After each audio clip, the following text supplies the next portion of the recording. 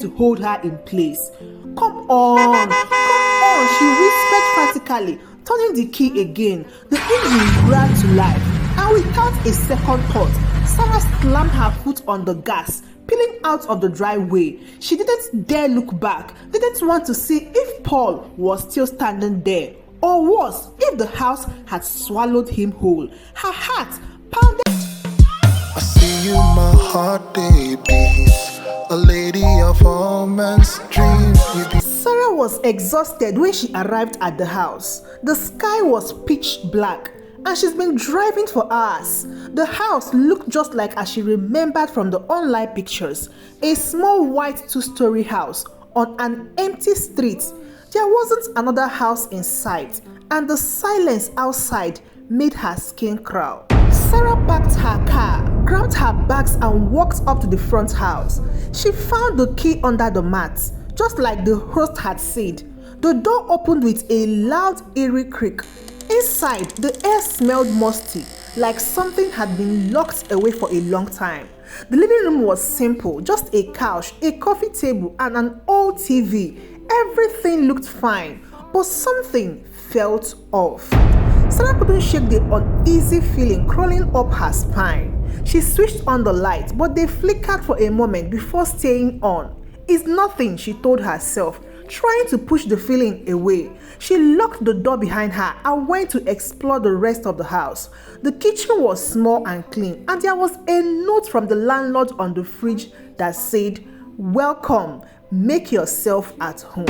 Sara sighed, looking for her room. The stairs creaked beneath her feet as she climbed them. The bedroom was small and plain. The bed looked old, but she didn't care. She was too tired to think much of it. She tossed her bag on the floor, ready to sleep, when she heard something, a faint noise like footsteps.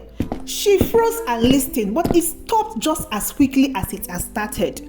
She shook her head. "It's just my imagination," she whispered, trying to calm herself down.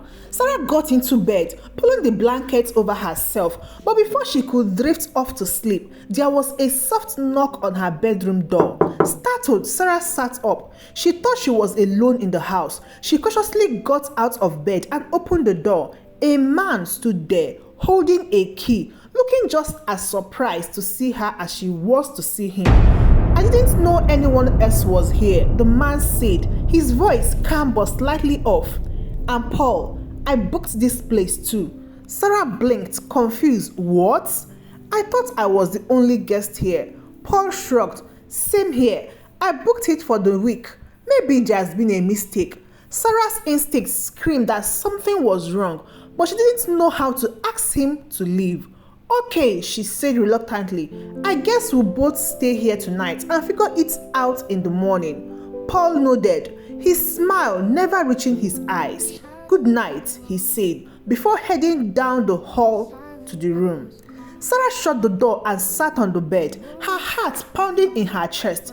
She didn't like this at all. Something about him felt wrong, but she didn't know why. She lay back down, but sleep didn't come easily. The next morning, Sara woke up early, still feeling uneasy. She went downstairs and found Paul sitting at the kitchen table, sipping coffee with that same empty smile. "Morning," he greeted. "Morning," she replied, forcing a smile. They didn't talk much, which was a relief to Sara.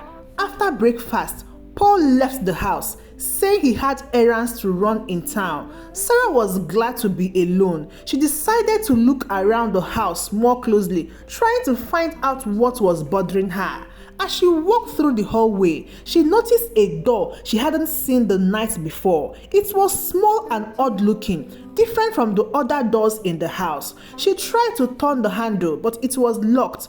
Curiosity prickled at the back of her mind. What's behind this door, she thought. Later that afternoon, Sara found an old journal hidden under a pile of books in the living room. The pages were dusty and brittle. The writing faded. She flipped through it, and one sentence stood out, sending a chill down her spine. "The basement. Do not open the door. Stay away." Sara's heart pounded. Was the door she found the basement door? Why was it locked?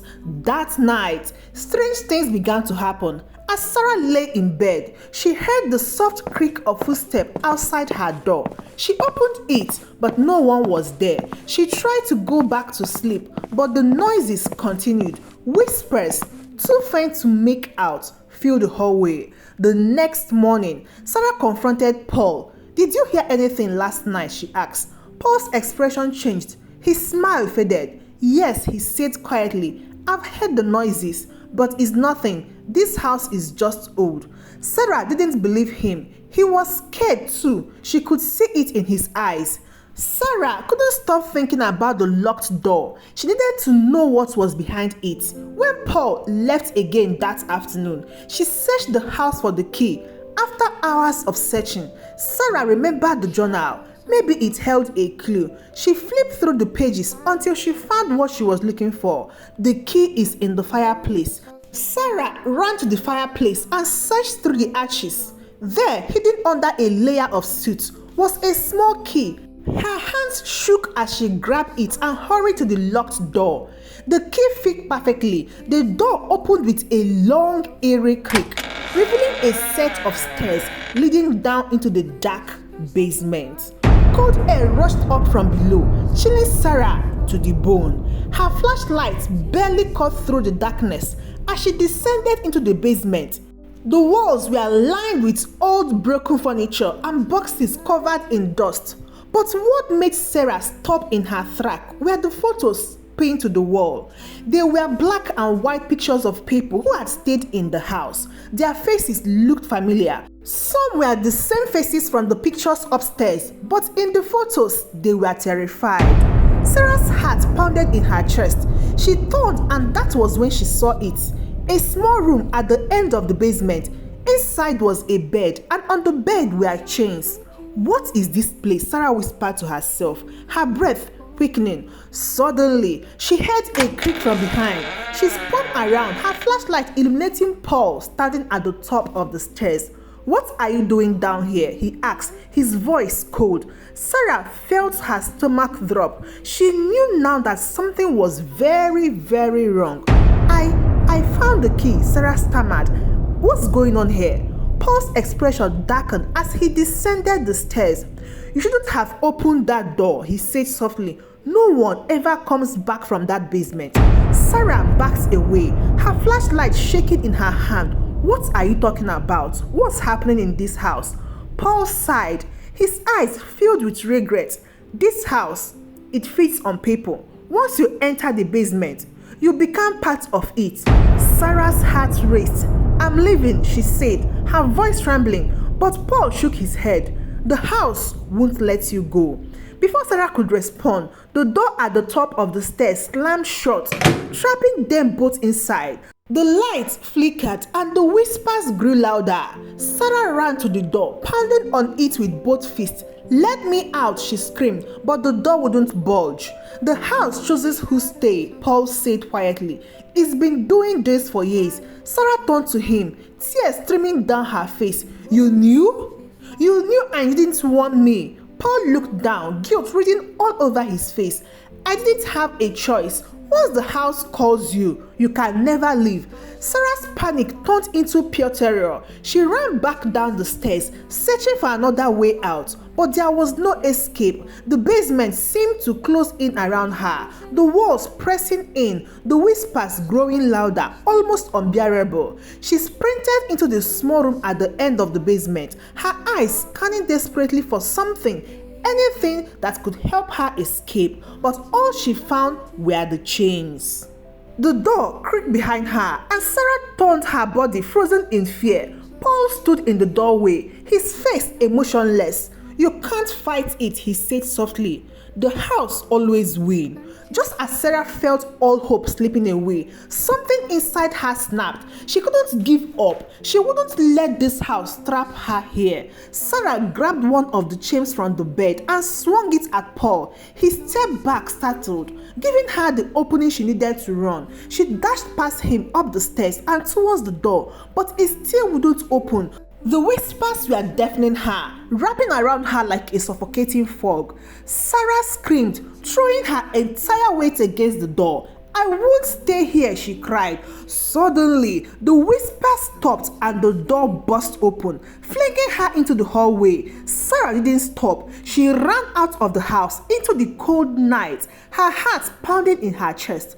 As she reached her car and fumbled with the keys, she looked back at the house. Paul stood in the doorway, his face shrouded in darkness, just staring at her. His expression was blank, emotionless, as if all hope had been drained from him. He didn't call after her, didn't try to stop her. He just stood there as if he was already resigned to his fate, as if he knew she couldn't truly escape. His empty eyes followed her, but his body didn't move.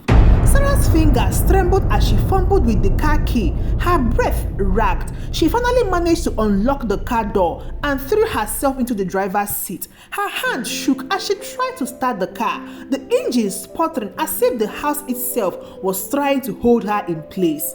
Come on, she whispered frantically, turning the key again. The engine roared to life, and without a second thought, Sara slammed her foot on the gas, peeling out of the driveway. She didn't dare look back, didn't want to see if Paul was still standing there, or worse, if the house had swallowed him whole. Her heart pounded in her ears, and the road ahead blurred as her eyes filled with tears.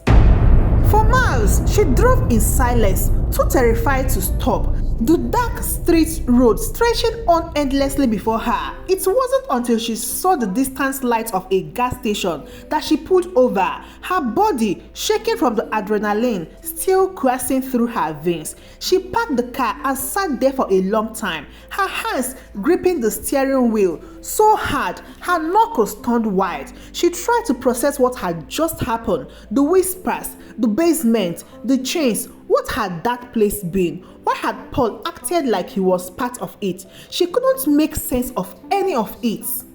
After a while, she gathered the courage to get out of the car and go inside the gas station. The bright fluorescent lights were a shock after the darkness of the house. She found the clerk behind the counter, a middle-aged man with kind eyes, and for the first time since leaving the house, she felt a tiny flicker of safety. "Are you okay?" the clerk asked, noticing the look of pure terror in Sarah's face. Sarah tried to speak, but her voice cracked. She wasn't sure what to say. How could she explain what had just happened? "Do you need help?" the man asked, his expression softening. Sarah nodded, her throat tight. I need to call someone," she managed to say. The clerk handed her his phone, and she dialed the number of one person she knew she could trust, her sister. It rang several times before her sister answered, her voice foggy with sleep. "Sarah, what's going on? It's too late." Sarah's voice broke. "I was staying at this house. Something is wrong with it. I barely got out alive. Please, can you come get me? I'm at a gas station. I don't feel safe driving anymore." Her sister didn't even ask question. "I am on my way," she said firmly. "Just stay there." Sarah hung up and handed the phone back to the clerk. Thanking him quietly, she found a seat near the window, her eyes constantly flicking to the dark roadside. Every passing car made her heart race. Every shadow looked like it was creeping towards her. But after what felt like hours, headlight finally pulled into the gas station. Her sister stepped out of the car, her face a mix of worry and confusion. "Sarah, what happened?" she asked as she rushed over. Sarah hugged her tightly, tears spilling down her cheeks. "I will explain everything later. Just get me out of here, please." Her sister nodded, leading her to the car. They drove off, and Sarah felt a strange mix of relief and dread. She was leaving that house behind, but the memories of what she had seen and felt wouldn't leave her so easily. Days passed, and though Sarah was now safe at her sister's home, the fear still lingered. Every creak of the floorboards, every shadow cast by the fading evening light made her heart race. She kept replaying the event in her mind. Paul's empty stare, the whisper, the photos in the basement. Most of all, she couldn't stop thinking about the bed with the chains. Later one night, Unable to sleep, Sarah decided to do some research. She opened her laptop and started typing in the address of the house. It didn't take long before she stumbled upon an article buried deep in the archives of a local news site. The house had a dark secret.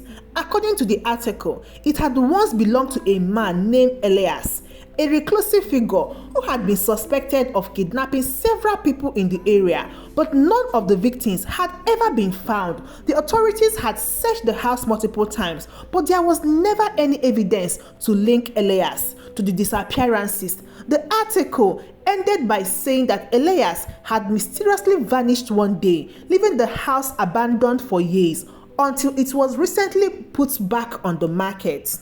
Sarah's stomach turned. The photos in the basement suddenly made sense. The terrified faces, the bed with the chains, those people had been trapped there, just like she almost was. She closed the laptop and sat in silence, her mind racing. Was Paul another victim of the house? Or had he been trapped there, forced to play a part in whatever darkness living within those walls? Her thoughts interrupted by a knock at the door. Sarah jumped, her heart pounding, but it was just her sister, poking her head in.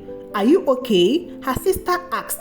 "I thought I heard something." Sarah nodded, though she wasn't sure she was okay. Yeah, I'm fine," she lied. "Just couldn't sleep." Her sister smiled sympathetically. "Well, try to get some rest. You've been through a lot." After her sister left, Sarah lay in bed, her mind still racing. She knew one thing for sure. She couldn't let this go. The house wasn't done with her. Not yet. The next day, Sarah made a decision. She had to go back. Not to stay, never to stay, but to end whatever horror lived in that house. She needed answers, and she needed to make sure no one else would fall into its trap. Her sister tried to talk her out of it. "You barely got out alive last time," she said. "Why would you want to go back?"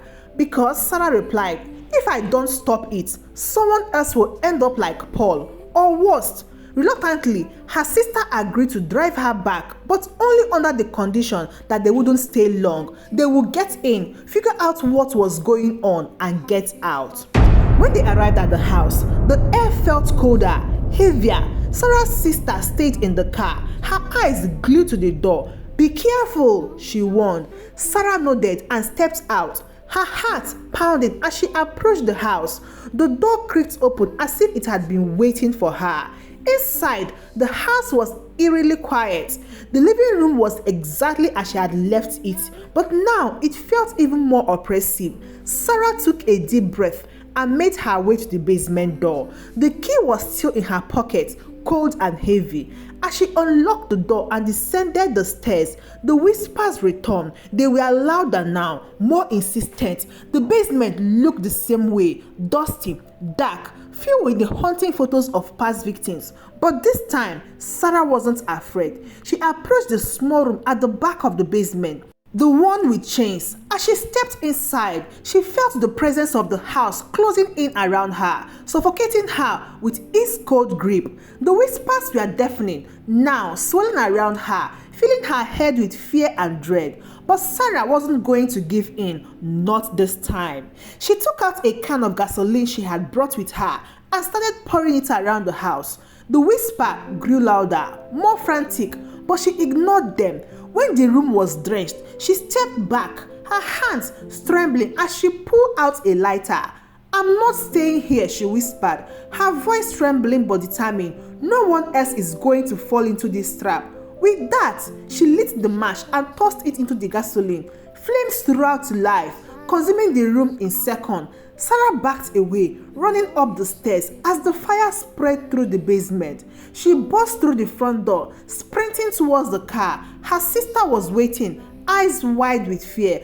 Go, drive," Sarah shouted as she jumped into the passenger's seat. Her sister didn't need to be told twice. She hit the gas and they sped away, leaving the house behind. In the rearview mirror, Sarah could see the flames licking at the roof, black smoke calling into the sky. For the first time in days, Sarah felt like she could breathe. The house was gone. It couldn't hurt anyone anymore. As they drove away, Sarah leaned back in her seat, exhausted but relieved. She knew it was over. The house was gone, and with it, the darkness that had haunted her. Sara had finally escaped. As they drove away, Sara couldn't help but wonder, was the house truly gone, or had its dark power simply moved on, waiting for its next victim? Could anyone ever really escape a place like that? Or would the whispers follow her, haunting her for the rest of her life? What if the house wasn't just a place, but something far worse, something that never truly lets go? Would you ever feel safe again? Thank you so much for watching, and please be sure of that house before booking it. Don't forget to share this story with your family and your friends who might love it. Till I see you again in my next story. Goodbye.